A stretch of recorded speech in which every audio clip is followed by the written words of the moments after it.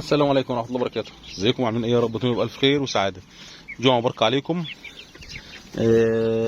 شايفين طبعا دول الفراخ اللي كنا اشتريناها الأول اهي. الفراخ دي كده بقى لها عندنا أسبوعين، تمام، أسبوعين.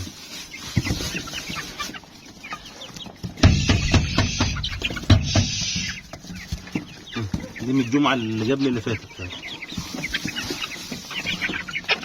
طبعا هو ده انتوا عارفين ده الاخ وحيد. اتوقع السنه بس سنه وحيد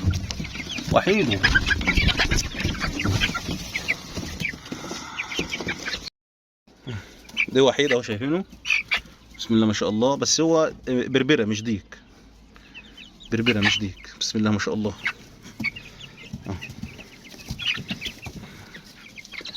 والباقيين طبعا انتوا عارفينهم، يعني شايفين احنا هم 10 معاه، هو 10، هم كلهم 11.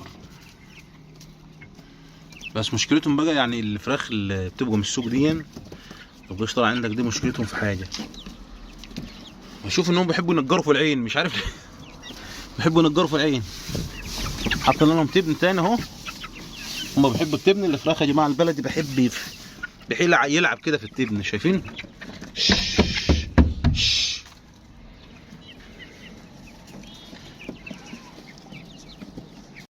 شايفين؟ شوفوا بقى استمتعوا بيهم كده وبيلعبوا.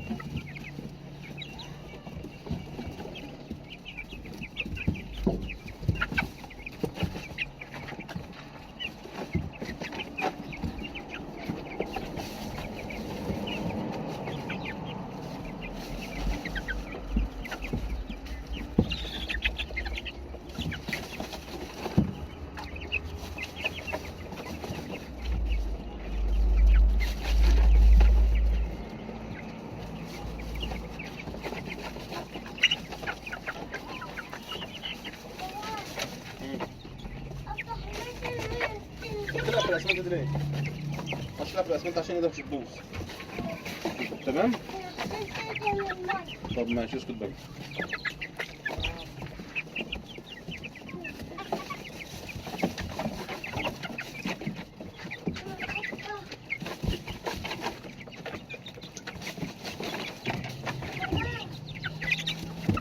شايفين يا جماعه عاملين ازاي اهم؟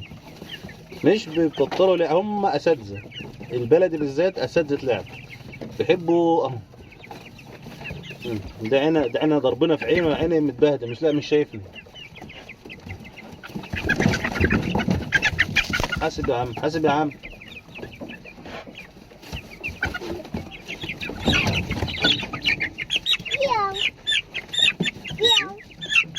بسم الله ما شاء الله. والله لو عندي مكان واسع، والله لو عندي مكان واسع لكنت جبت من دول 100. بس هم عايزين برضه شغل، يعني هم عايزين شغل معاهم، يعني عاوزين تحصين، عاوزين حاجات. انا لسه ما حصنتهمش، ما عملتش لهم حاجه خالص، ما حطيتش معاهم ذره دواء عندي النهارده. كل اللي حطيت لهم مره في بتاع بصل اخضر كلوه. بس المشكله يا جماعه يعني النصيحه للي بربيه، وانا اولكم يعني، الفراخ البلدي دي ما تحبش الحبسه كده.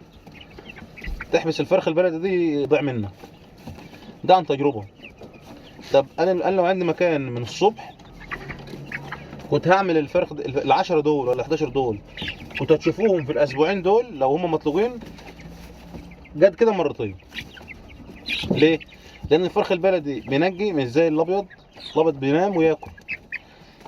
الابيض حطه في مكان زي ده وسيبه اكله، هتبص تلاقيه باشا في مكان زي ده بالظبط كده، لان المكان محكوم وما شاء الله، يعني التدفئه بتاعتها كويسه خالص، لا هي حر ولا برد ولا كده. انما دول لا، ما بيحبوش كده. ده بيحبوا يجروا ويفحروا هنا ويفحروا من هنا ويجيبوا اكل مش عارف ايه وياكلوا ايه وكده، حاجات من دي.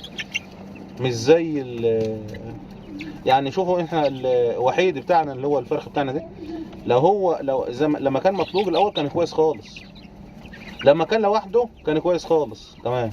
لما حبسته في نمليه كده واشتغل لوحده كان كويس. لا تعالى هنا، سيبك منه، تعال ماشي.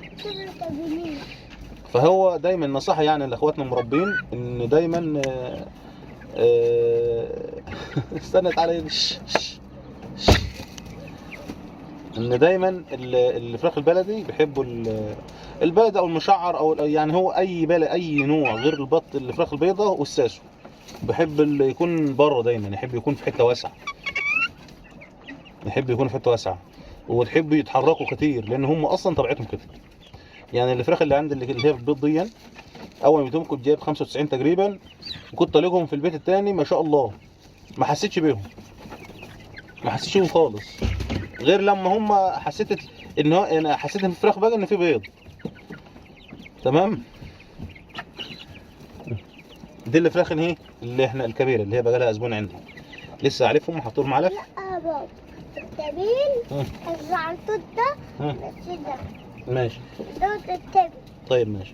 احنا الوقت هنوريكم التانيين، لان انا اصلا مش حاطط لهم حي الوقت. احنا الوقت الساعه تقريبا داخلين على داخلين على المغرب، فما مش حاطط لهم لا اكل ولا حاطط لهم شرب، لان الصبح ان شاء الله هعمل لهم هجيب لهم بكره تحصينه، ويا اما اعمل لهم بصل على توم على خل على ليمون واعصرهم لهم، يا كده يا كده، يجي لهم تحصينه من عند البيطري، يا اعمل لهم الخلطه اللي احنا بنعملها على طول. تمام ان شاء الله، لان الوقت كده انا هسيبهم بقى مع نفسهم هم كده، اللي فوق واللي تحت مش هقعد مأكلهم. يلا اوريكم اللي تحت بالمره، لان مجالهم الوقت النهارده اسبوع. يلا هوريهم لكم. ودي طبعا كتاكيت العسالات اللي جايب لهم الاسبوع اللي فات دول، شايفين؟ بسم الله ما شاء الله، شايفين؟ بسم الله ما شاء الله. يعني المكان بالنسبه لهم دافي جدا جدا، يعني مش برضه لسه ما حطيتش لهم اي حاجه يا جماعه. كل الشغل بتاعنا الاساسي، يعني انا لا اكلنا مثلا بصل ولا توم ولا حاجه من دي خالص بصراحه. للفراخ دي ما عملتش لهم اي حاجه، كل اللي عملت لهم ان هم متدفين في الوقت الحالي يعني. تمام. يعني لان طول ما هم متدفين، طول ما هم متدفين بتبص تلاقي ان الفرخ دايما مبسوط، الفرخ دايما مبسوط، تحس ان انت مرتاح. انما هتفتح له بقى اليومين دول الجو ملطوط شويه، فالافضل ان انت ما تطلعش في الهواء. واحلى حاجه في النمليه دي من تحت، شايفين الجسر بتاعها من ورا كله مكفول مكفول، قفله كله، مفيش الا واحده بس هي دي اللي بتهولهم. وشوفوا ده حتى او الحاج علي الله يديله الصحه والعافيه عملها لنا، بص عامله ازاي، عكس اللي فوق دي. فوق ديت انا شلتها كلها، لان الفراخ اللي فوق غير اللي تحت خالص. ماشي.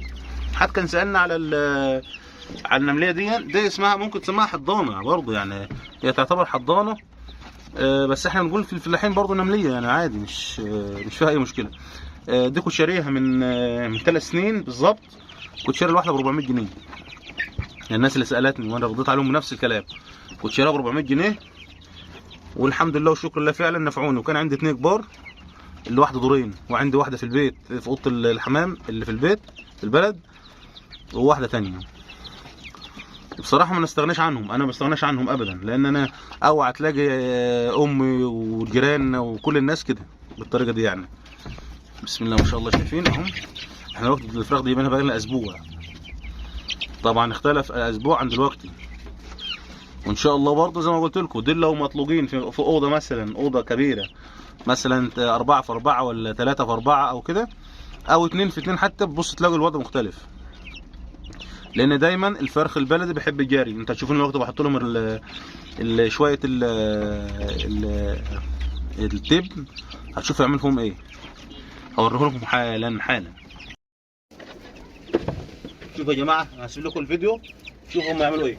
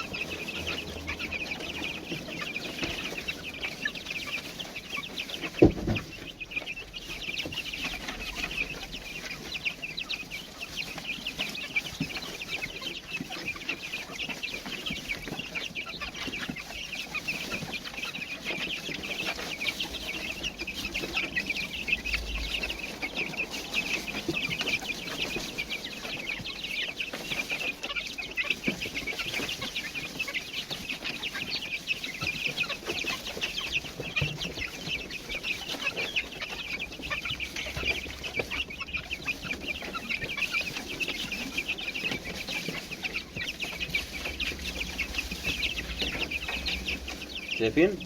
يلا يا جماعه حطوا لكم لايك، يلا لايك اللي محاش لايك يحط لايك، كومنت حلو كده، شجعونا بقى ان احنا ايه نحاول نربي تاني ونعمل تاني، نشتغل يعني، شغلونا.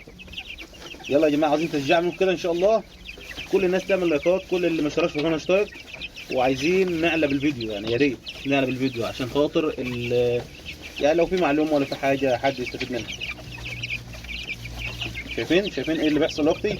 تخيل دي بقى لو في مكان واسع، يعني لو في مكان واسع ايه حركته، اللي هو باكل ايه بيعمل ايه. بص الفرخ البلدي زي ما انا قلت لكم، هو ده اللي بيستحمل، هو ده اللي بيشتغل، هو اكتر فرخ بيشتغل معاك. شايفين بينجي اي حاجه باكلها.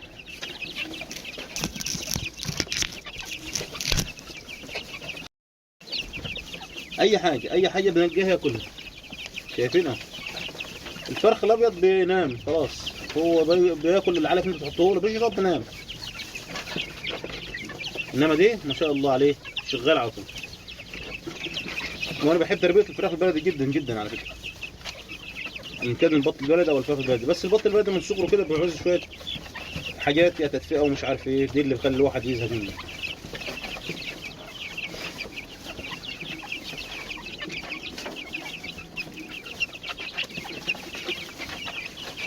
يلا يا جماعه ما حدش لايك وحط لايك واستمتعوا. هسيب لكم التليفون شويه.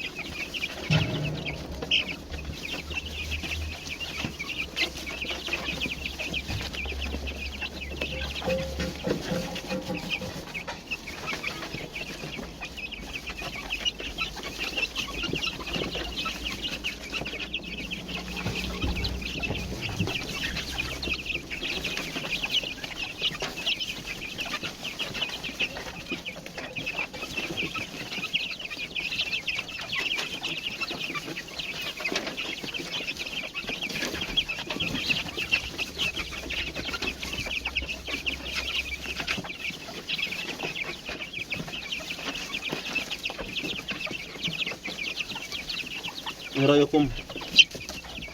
عايز كل واحد بيشوف الفيديو يشوف ايه رايه في اللي بيحصل معاه الوقت، اللي بيحصل قدامه. شايف الفراخ عامله ازاي؟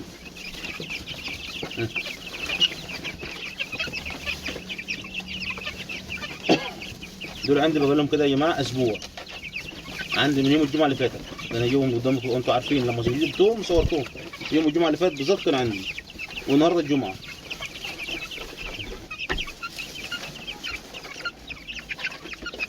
انا لو عندي مكان قسم بالله، لو عندي مكان كنت هتشوفوه غير كده. لو عندي مكان واسع، يعني لو مش الحمام في الاوضه اللي ورا دي، انا اصلا عامل الاوضه دي كنت عاملها عشان الفراخ، كنت اتمنى يكون عندي فراخ فيها، بس حظ الحمام يعني هو اللي خدها. ان شاء الله هحاول اعمل اوضه مكان النمليات دي باذن الله. برضه اوضه مش عاليه، يعني اوضه تكون واطيه كده متر ونص تقريبا يعني، او اقل كمان، ان احنا نعرش عليها بس اي حاجه كده. لان انتوا عارفين احنا كناس واخدين على تربيه الطيور، ما نقدرش نستغنى عن الطيور. لينا احنا مش للناس، لينا احنا للبيت. احنا بنحب الطيور، بنحب ناكل بيض الحاجات اللي عندنا، بنحب نشوفها، بنحب نستمتع بيها، بنحب ناكلها. اللي احنا عارفين هي بتاكل ايه، احنا عارفين احنا بناكلها ايه.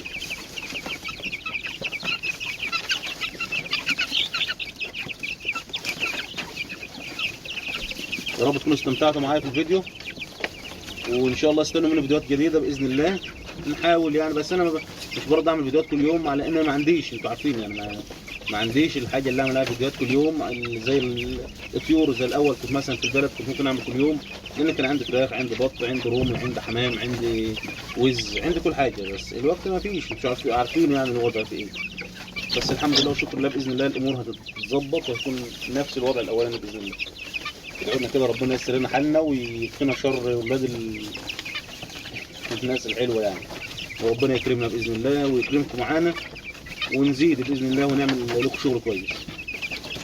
يلا سلام عليكم.